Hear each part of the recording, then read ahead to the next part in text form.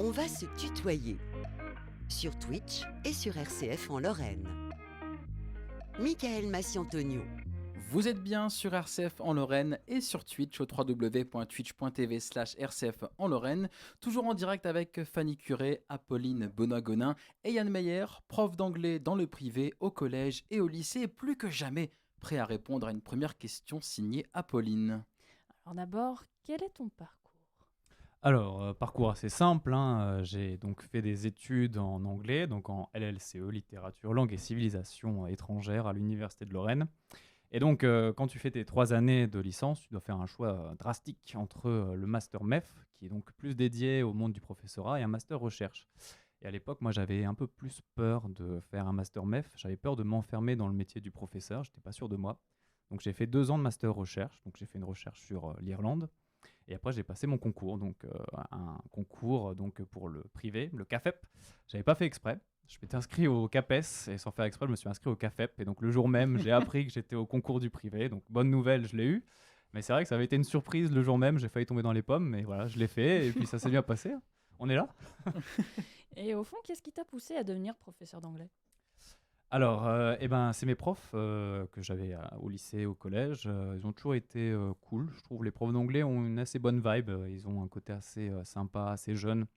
Et donc, en se lançant dans mes études, j'étais pas très sûr de moi. Je me suis dit, bon, je suis bon en anglais, j'essaye là-dedans. J'ai toujours voulu aussi me lancer dans les jeux vidéo, dans la musique et ce genre de choses. Mais j'ai eu la chance d'avoir des bons professeurs à l'université qui m'ont boosté et qui m'ont permis de continuer.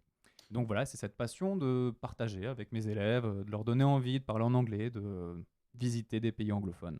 C'est ça. Et Yann, tu es professeur dans un milieu privé, même catholique. Est-ce que tu as eu l'opportunité de voir la différence avec les établissements publics ? Alors la différence est minime, on va dire. On a tous le même métier, on est tous des profs passionnés.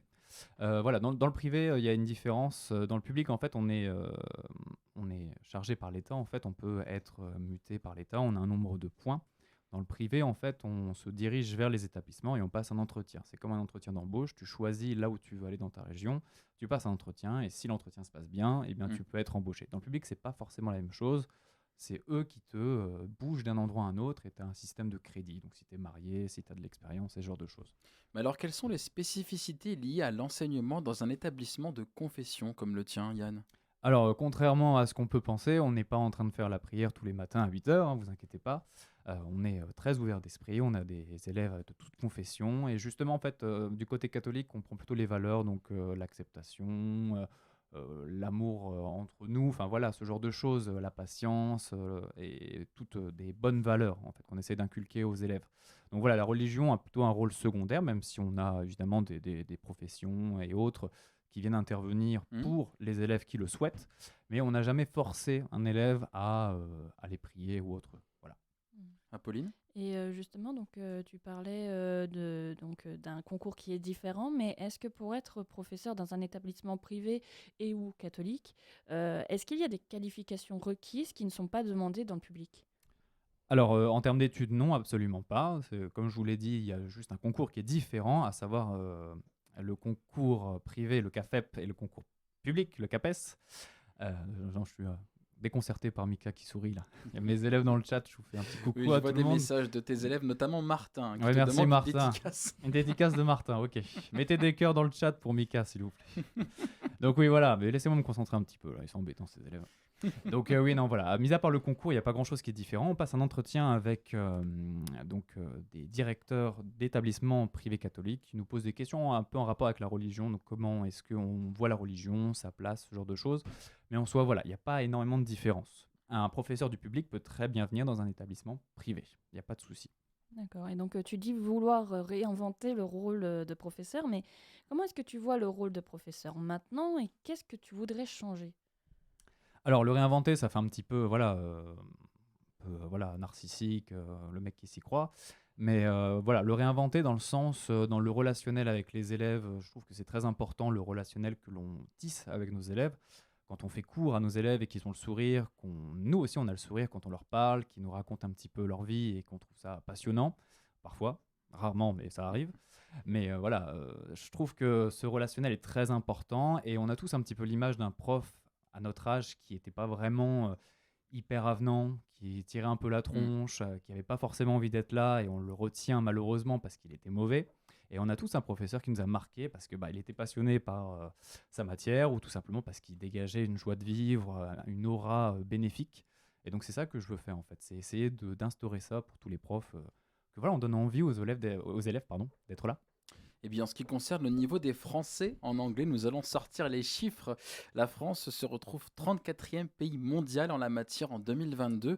Alors, comment est-ce qu'on peut expliquer ce classement selon toi? Et puis, par quels moyens est-ce qu'on peut améliorer justement ces compétences peut-être plus facilement, d'après toi, Yann?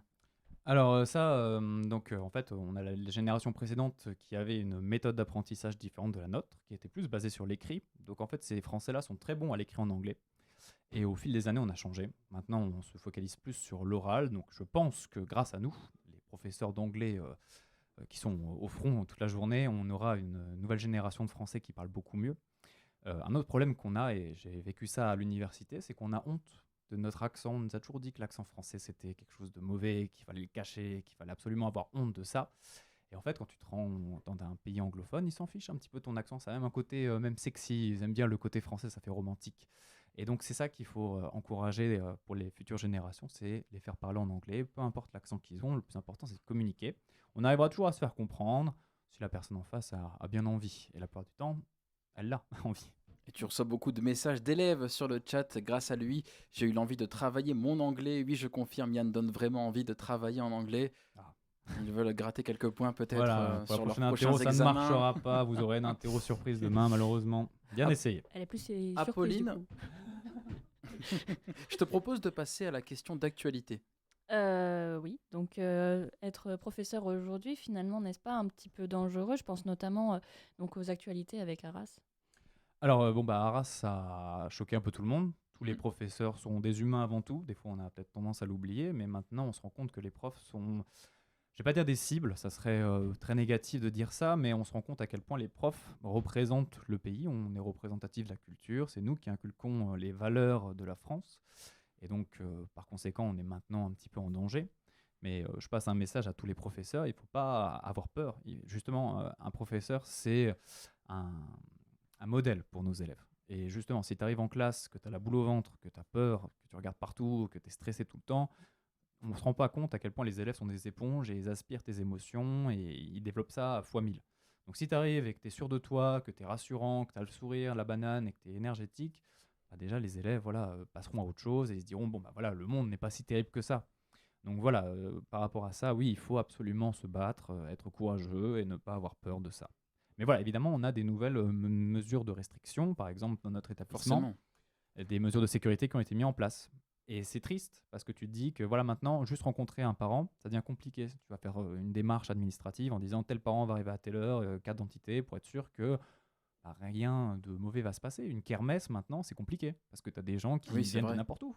Et là, on se pose des questions pour les journées portes ouvertes. Qu'est-ce qu'on va faire? Donc voilà, faut pas avoir le mal partout, mais il faut y réfléchir. Et justement, comment est-ce qu'un professeur peut sensibiliser ses élèves à toutes ces violences? Il faut en parler. Il faut pas rester dans le silence. Moi, j'ai une classe de 6e, ils sont jeunes, mais pourtant, lors des heures de vie de classe, donc des heures où on parle avec nos élèves, on en discute.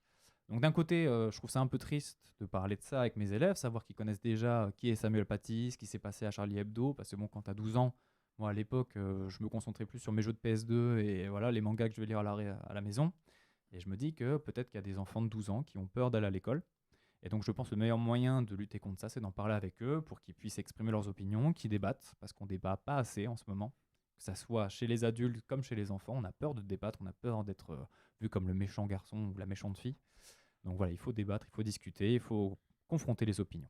Et le temps passe vite, il nous reste déjà moins de 5 minutes, Yann. Ah, Je vais passer à une question qui parle plutôt d'interaction. J'aimerais aussi qu'on parle de réseau. Est-ce que tu te limites en ce qui concerne les partages de contenu sur Internet? Parce que tu le disais quand même, tu dois sûrement avoir une image à préserver. Tu es un modèle en fait, en tant que prof. Oui, je suis un modèle. Non, mais j'ai des réseaux sociaux, mes élèves peuvent m'y suivre. J'ai rien à cacher. Voilà, je fais du sport, je fais des photos de ce que je fais en sport. Donc, par exemple, quand je vais à la salle d'escalade, je le filme, je fais des petites photos. Quand je fais un tennis, ce genre de choses. Je trouve que c'est bien.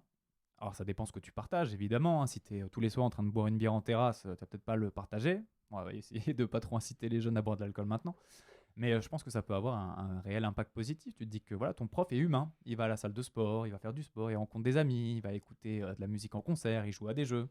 Donc voilà, ça participe un petit peu à, je vais pas dire briser la barrière entre un prof et ses élèves, mais ça aide les élèves à se dire que voilà, un prof, bah, c'est un être humain avant tout. Il n'est pas juste de 8h à 18h à l'école, et rentre chez lui, il dort. Non, bah, voilà, il fait autre chose.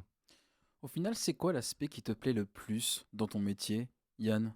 Et bah, ça se voit dans le chat, c'est l'interaction que j'ai avec les élèves, voir que ils m'apprécient, je les apprécie. C'est ça, c'est par exemple là, l'année dernière, j'avais des élèves en terminale, là, ils sont rentrés à la fac.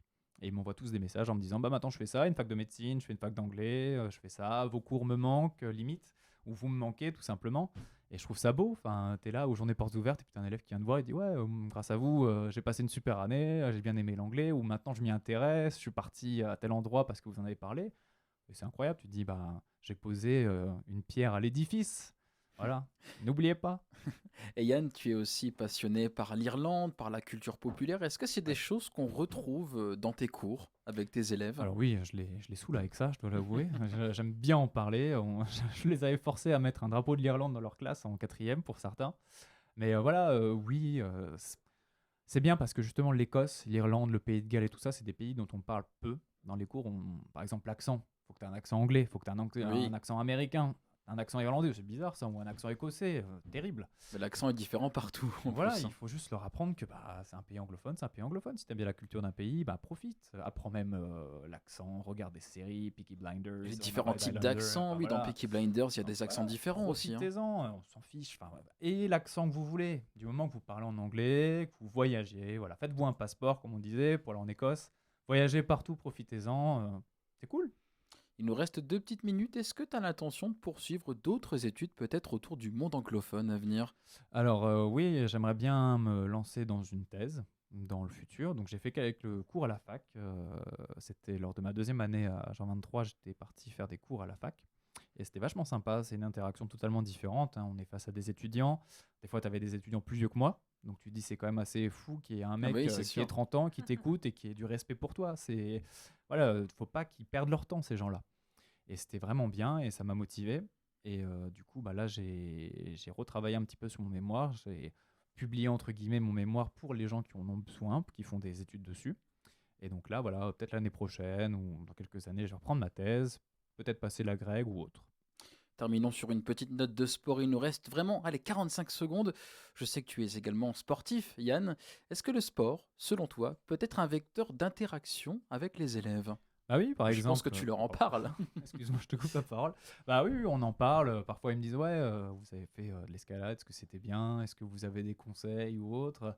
Bon, on parle pas que de ça, évidemment. On arrive, on fait notre cours, on est professionnels ici. Mais voilà, par exemple, quand on a des temps d'interaction avec les élèves, ça peut être sympa, juste parler de foot, parler de tout et n'importe quoi. Enfin, voilà, montrer que tu t'intéresses à la vie des élèves, que c'est pas juste des clients, par exemple. Non, c'est des élèves, c'est des gens avec qui tu travailles. Un cours, ça se fait pas tout seul, c'est avec des élèves. Donc voilà, faites du sport, parlez-en avec vos élèves, c'est cool. Écoute, on reçoit plein de messages sur le chat de tes élèves. Bravo à ce prof nouvelle génération. C'est un message de Tali, qui n'est pas une de tes élèves. Merci à toi, Tali. Nous avons Nausea qui parle d'un vrai corps d'athlète qui s'entretient. Merci. C'est très bizarre quand il y a des élèves qui disent ça. Quel est ton sport préféré pour terminer? En 3 secondes, Yann? Je dirais les cours d'anglais. La natation, allez. La natation, ce sera le mot de la fin pour cette émission qui passe très vite. Merci Yann. Merci Mika. Merci pour ce témoignage. Merci à Fanny pour sa chronique voyage. Merci Minka. Merci à Apolline pour la co-animation et le point réseau. Merci. Merci à Nadège Kiffer pour la technique vidéo, toujours fidèle, toujours présente. Cette émission sera disponible en réécoute sur rcf.fr. La vidéo demain sur le YouTube de RCF Lorraine. Et on se donne rendez-vous la semaine prochaine à 19h12, toujours dans les études, à la découverte d'Astudent, une start-up dédiée à l'accompagnement des étudiants sur les réseaux avec sa fondatrice Fanny Muller. En attendant, je n'ai plus qu'à vous souhaiter une très belle soirée à l'écoute de RCF. Portez-vous bien, prenez soin de vous et n'oubliez pas qu'on s'occupe de tout sur RCF. Ciao ciao.